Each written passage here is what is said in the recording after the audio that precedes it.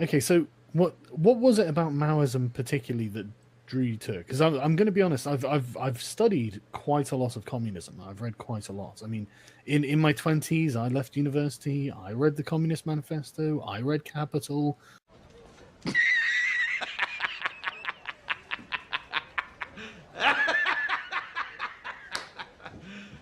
You serious? I read Capital.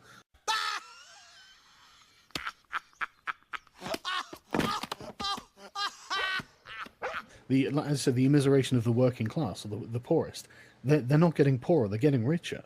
In the first world, yes, they are. They are Not just richer. in the first world, they're getting richer across the entire world. Actually, no, that's absolutely true. I have right here, I believe it's the Harvard Business Review, that globalization did not do that. I'm afraid that they're wrong then.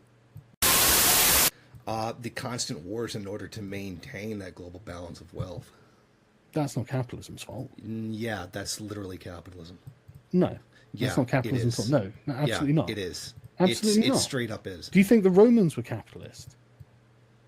Not necessarily, but it was empire building under a different system. Yeah, exactly. Capitalism The has to problem go to isn't war. capitalism. The problem is empire building.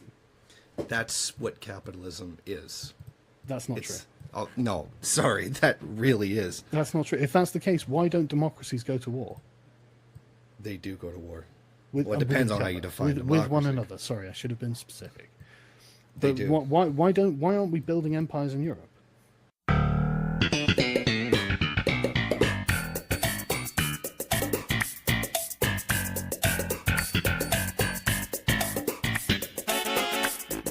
But what I'm saying is, like, capitalism, if left to its own devices, will eventually result in communism through technological advancement.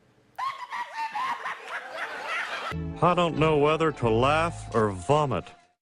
So, You like, think people could just get poorer under socialism? I think it's inevitable. No. Then how did the Yes. Soviet Union double their life expectancy?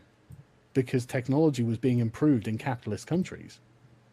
So the gains of socialism are literally the product of capitalism.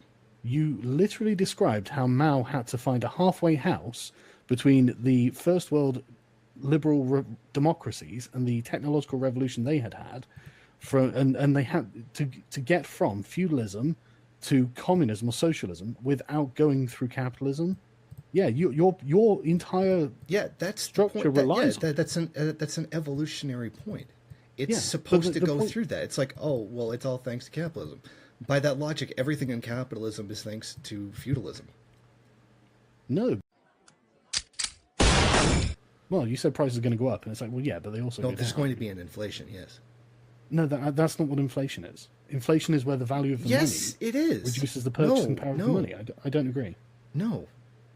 The amount of money is not what inflation is. I General disagree. prices in an economy is what inflation is. No, it's the value of the money. No, it isn't.